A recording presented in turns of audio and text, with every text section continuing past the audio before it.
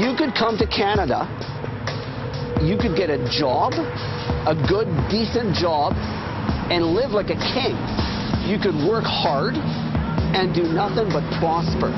You could probably even get your family up here, but no, you come up here to deal drugs. So I'm going to tell you what's going to happen. Me or another police officer is going to arrest you, you're going to go to jail, and you're going to be deported. Do you understand me? Yeah. Stop selling drugs. Tell all your friends. Welcome to Vancouver's Downtown Eastside, where an extraordinary squad of police officers engage in an ongoing battle to keep control of one of the toughest beats anywhere in North America. Police, we're coming in!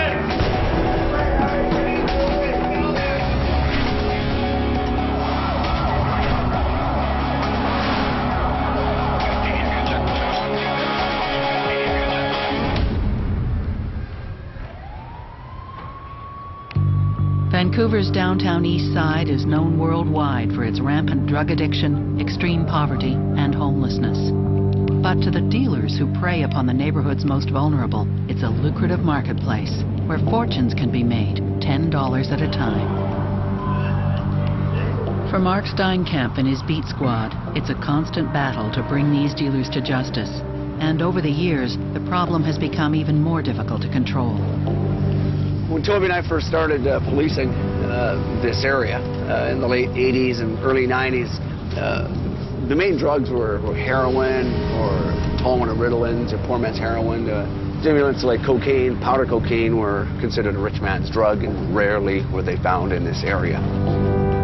Latin American drug gangs came here and they were able to, I guess, to bring it up and drop the price of it. The problem pretty well exploded in our face. With the availability of cheap drugs on the rise, the beat enforcement team is determined to face the problem head-on. Sergeant Steinkamp wants to shut down one of the area's main Central American gangs. Constables Christy Fisher and Tara Monroe are assigned to the task. We don't know enough about these guys yet. Tara and I have just kind of noticed them the past few days. And there could be 6, 7, 8 boys in a family. And they'll sponsor the oldest son. The son will come up here, deal drugs, and every week they send a whack of cash home, and that son will stay until he gets caught and deported. Then the sponsor brings in the second eldest son, and they basically work through the family, and they'll work that way until the last son is done. The two officers head up to an observation post with a clear view of the closed-off street where the drug gang's been operating. Oh, they're all here. There's the one guy that's kind of working the mouth of the lane. And then there's another bunch of them that are opposite him on the side of the street. They approach people and then they go and they loiter up against the ledge, right? The girl with the white hat, she makes the deals. Like here, she's doing it again. Okay. Oh, so they think they're so smart, hey? They're getting themselves some little workers here. Look at her out there. She's just pounding the pavement. Okay, well, they're all leaving. I don't know where they're going. They're all heading southbound. And they're all gone. Yeah, you guys, they're not coming back. We're just going to pull the plug and try again tomorrow. Being a beat cop in the Downtown Eastside often involves more than simply enforcing the law. The police also have a social mandate to educate the public. All right, here we go. So we're going to start off sort of on the back route. And like I said, at any time, if you guys have any questions, just ask, you know. All right. Today, Constable Shane Aiken is taking a group of high school students on a tour of the neighborhood. There's about 18,000 people who live down here. Of the 18,000, approximately 6,000 are addicts. Tons of drug dealing going on. They also do a lot of kidnappings and beatings and rapes and haircuttings in that hotel.